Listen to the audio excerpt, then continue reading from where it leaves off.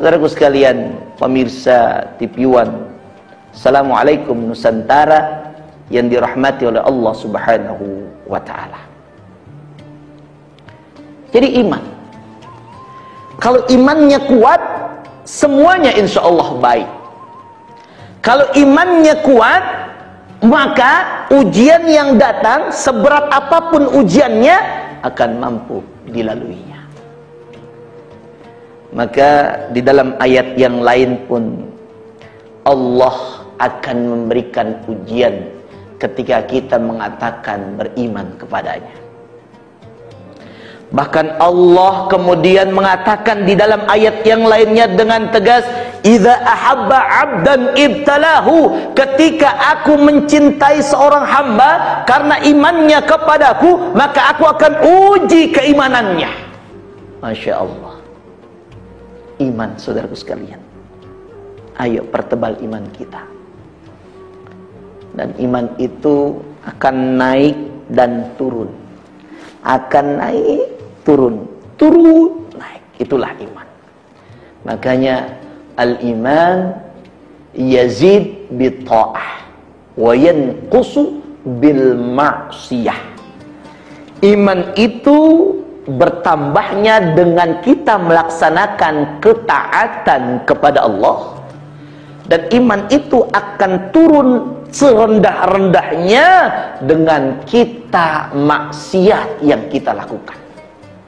Maka saudaraku sekalian, pemirsa TV One yang berbahagia, kalau kita pengen punya iman yang tebal, iman yang kuat, banyakin taat yang kita lakukan. Banyakin taat. Ketika kita ingin lemah imannya, tapi tidak mungkinlah kita punya cita-cita iman kita lemah, maksiat pasti yang kita lakukan. Masya Allah. Itu yang pertama, kunci mendapatkan keberkahan, yaitu adalah dengan menanamkan iman, melaksanakan ketaatan. Yang kedua, kata ayat itu, Allah Subhanahu wa Ta'ala mengatakan wattaqau. Bertakwa. Kunci keberkahan yang kedua agar kita dapatkan berkah, yaitu takwa. Apa sih itu takwa? Di dalam Tafsirul Jalalain yang dikarang oleh Syekh Jalalain, Jalal itu satu orang, karena dua orang Jalalain, jadi ada dua Jalal. Di situ pengarangnya Syekh Jalaluddin As-Suyuti dan Syekh Jalaluddin Al-Mahalli.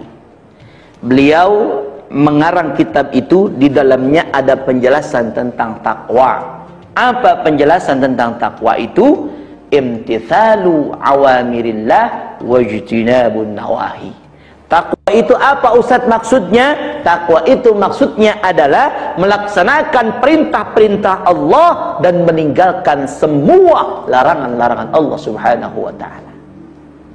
Jadi kalau ada yang berkata, saya bertakwa kepada Allah, tapi perintahnya banyak yang dilanggar, belum bertakwa. Saya bertakwa kepada Allah, tapi sholatnya masih jarang-jarang, belum. Kadang zuhur sholat, asar tidak. Asar sholat maghrib tidak. Isya sholat subuh ke siang. Masya Allah. Orang yang bertakwa kepada Allah, melaksanakan perintahnya, meninggalkan semua larangannya. Bahkan Al-Imam Ali radhiyallahu anhu pernah menjelaskan daripada definisi takwa.